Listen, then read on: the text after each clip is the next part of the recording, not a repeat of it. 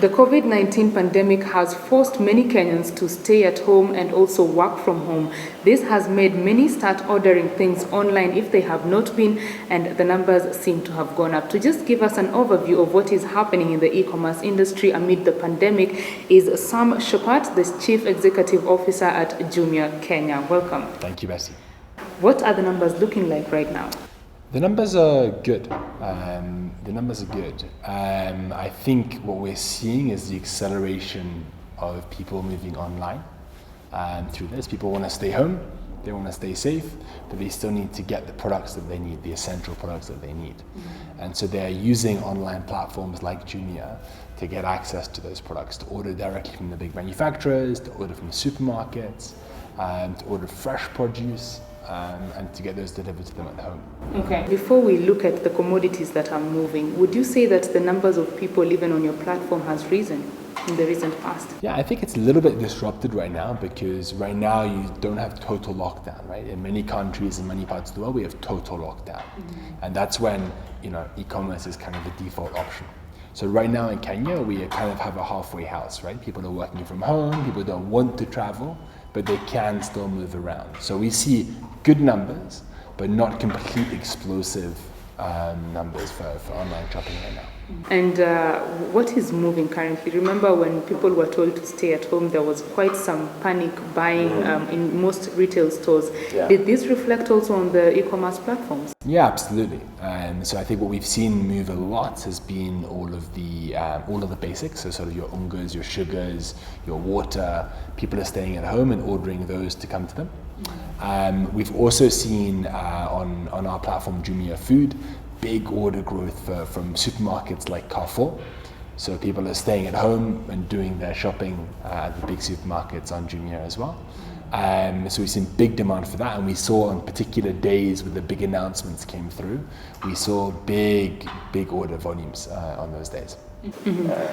And of course, apart from Jumia Food, are people ordering other things like groceries, and are there any new innovations that you've had to come up with, so to say, to cater for the demand? It's evolving every day. I think every day there's like different changes. What we're seeing is, we've seen, for example, big demand for sanitizer. And so a couple of weeks ago, we were working very, very hard with the manufacturers to increase the supply of sanitizers. And now you can buy, we have 50, 100,000 sanitizers sitting, ready to distribute to customers every couple of weeks. So we've worked very hard to make sure we have the supply of the goods that people need.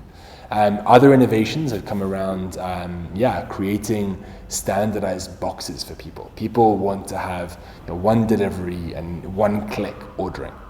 And so we've been working with partners to create boxes like chakula boxes and fresh boxes that are starting to come online with Jumia. We've got a partnership with Twiga, which is coming through. So we're going to get very affordable fresh food. So your tomatoes, your onions, your potatoes, very affordably are going to be available on Jumia and Jumia Food soon. Right. At the time when you say the demand for sanitizers was pretty high, did you get to a point where you had to limit any numbers, or it was just open? Yeah, no, absolutely. One of the things that we were very keen on right from the beginning is limiting the number of units you can order as a customer. We want to make sure that every household in Kenya can get one, and so we were limiting to 2 units per household on sanitizers and other key products to try and avoid this sort of hoarding behavior. We've also put in place protection for price inflation.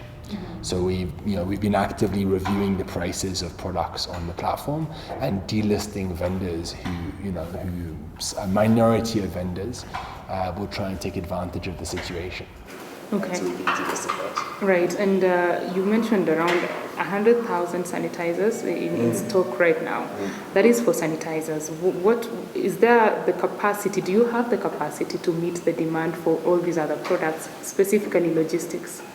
Yeah, I think we do. I mean, Jumia's network is a marketplace, right? So all the different providers, whether it be Posta, Fargo, Sendi, or all the small independent boda groups, could all plug into our platform. And that makes the platform very scalable. And so when we can deal with these big spikes of demand. And I think we will continue to evolve. As the need emerges, we want to be as useful as possible. And so we're thinking through different models so that if we have to help, for example, distribute food into Korangare or like other different areas, that we're ready to do so. Right. And there's been quite some concern of how people will survive in case there's a lockdown. Yeah. Do you think that the industry is ready to play its part? Because it will be quite big if that lockdown happens, for the industry to make sure that they meet the demand. Yeah, absolutely. So I think actually it's been very exciting over the last couple of weeks as all the different industry players actually get together through projects like Safe Hands and others to plan for that, to think through, okay, how would we help at big scale distribute food or essential products, particularly into the high density, lower income areas. For the people who want to access these particular services, there's of course the issue of safety, the safety of these products. They are being handled by a number of people before they get to them. What are you doing to ensure that the virus is not transferred or transmitted in the process of delivery? We're taking it very seriously. The good news is that the WHO says that e-commerce orders are safe. Right, because they're being moved from different places over time, that actually the virus doesn't get transmitted on the package. So that's point number one. What we're doing about it is, number one, we're making sure that all of our teams are safe. So you see today, this is our head office, most people are working from home that can work from home. The second thing is all of our essential services teams that are dealing with packages or in our warehouse or delivering to customers all have PPE gear, so they've got masks, they've got gloves, they've been trained on how to use sanitizers, etc. So we're looking after our people as number one, right? So that they stay healthy and safe. And we have regular checks with thermometers and everything else there. Then we're doing regular cleaning of all surfaces in all of our facilities to make sure that everything is in good shape. And so the combination of those things plus contactless and cashless delivery, which is what we've rolled out at scale now. Have you experienced any shortages of supply? Because the Fresh Food, Fresh Vegetables Consortium was saying that farmers have the produce, but they are not getting to the market. Yeah, I think that's true. I mean, I think what we've seen for our logistics as well, which I imagine is quite similar to theirs as well, is it's the uncertainty that comes about with the rolling out of these new policy decisions. So I think the government's been very proactive actually at taking these steps, and it's trying to find the delicate balance between keeping the economy going whilst rolling out the measures to slow down the spread of the virus. It's quite a difficult thing. I think what happens as a business is when those changes come about is you're trying to figure out what does it mean in practice, you're testing and learning, and it takes a couple of days to stabilize. We've found that for our business. Actually, for our business, it's been relatively uninterrupted so far. And I think we will continue to work with all of the suppliers, such as the farmers, etc., to get produce to market. There was a concern that many people are eating unhealthy things when they're staying at home. Do you see, based on the numbers, the orders that are there, do you see that happening? Unfortunately, today restaurants can't do dinner.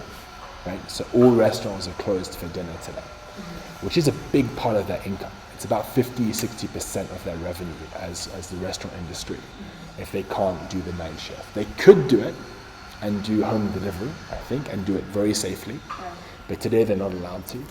And what does that mean? It means that people aren't eating out. People are largely cooking at home, which is probably healthier. It is healthier. Probably healthier, But you said that, of course, you have fresh foods that are being delivered, and you're working with people like Twiga Foods. The demand is there?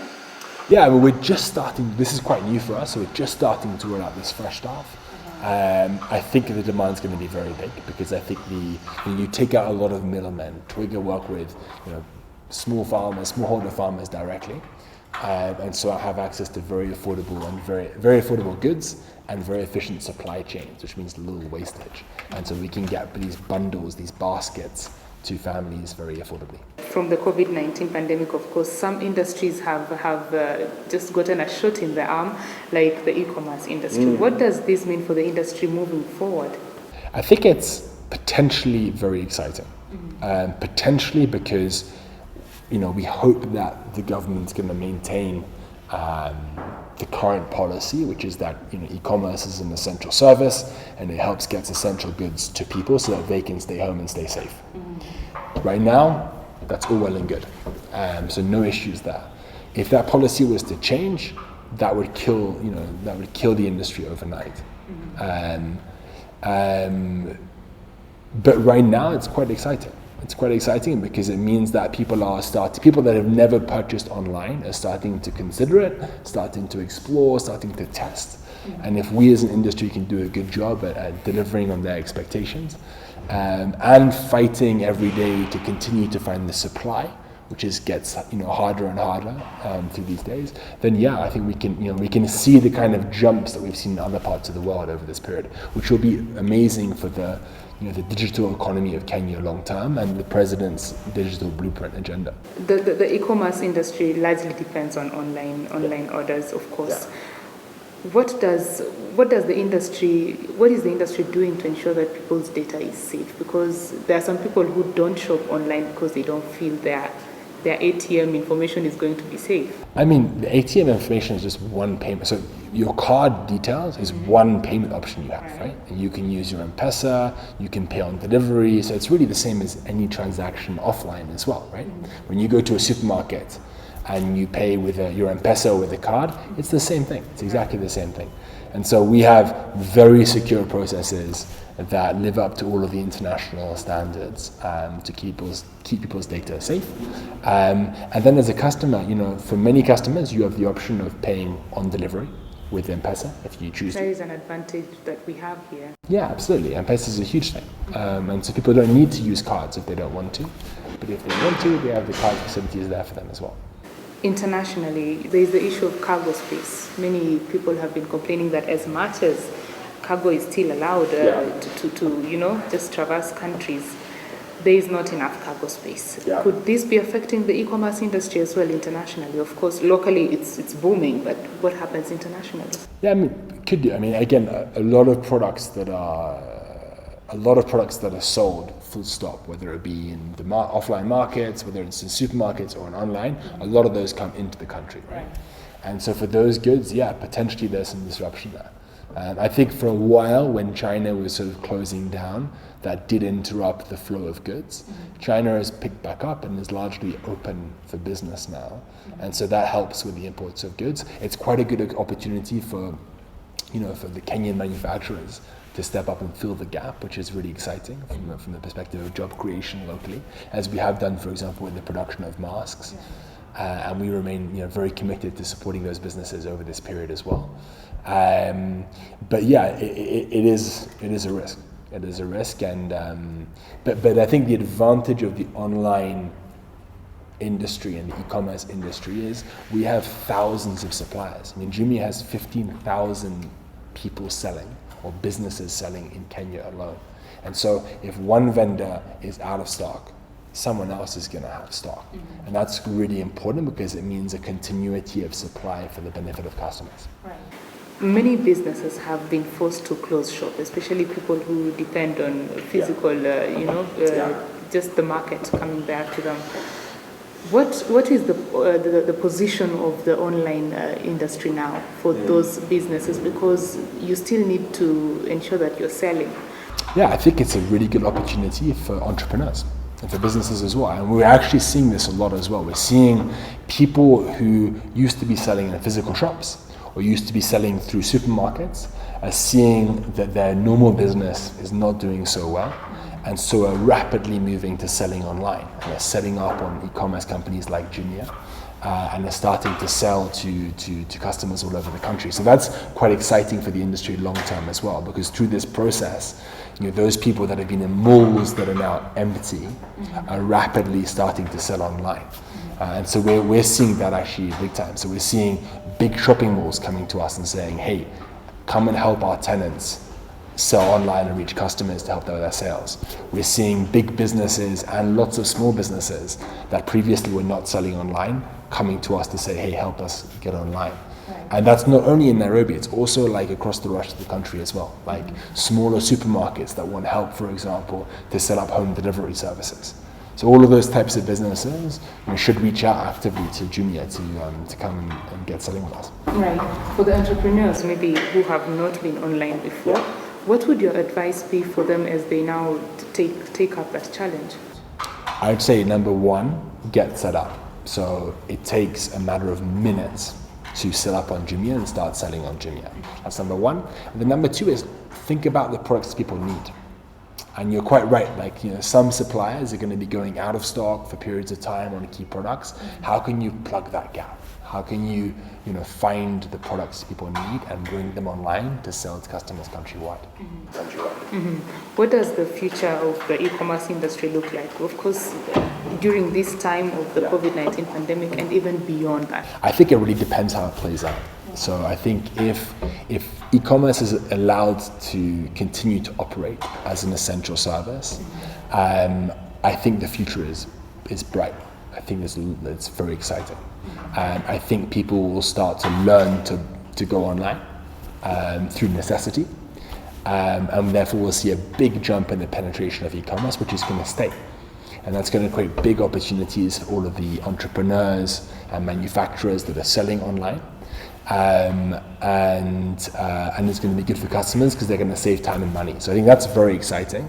And I think another thing that we might see, as e-commerce steps up to fill supply gaps around the country, I can imagine seeing hubs opening up countrywide for e-commerce delivery, which will make it much more, bring down the delivery costs in a big way and the delivery speeds in a big way. It is quite dependent on other industries as well. Yeah. So is there an industry that you think should step up a bit or that more needs to be done? I mean, the one big enabler for the digital world, full stop, and by the way, for sort of mental health and everything else, is the telecom industry.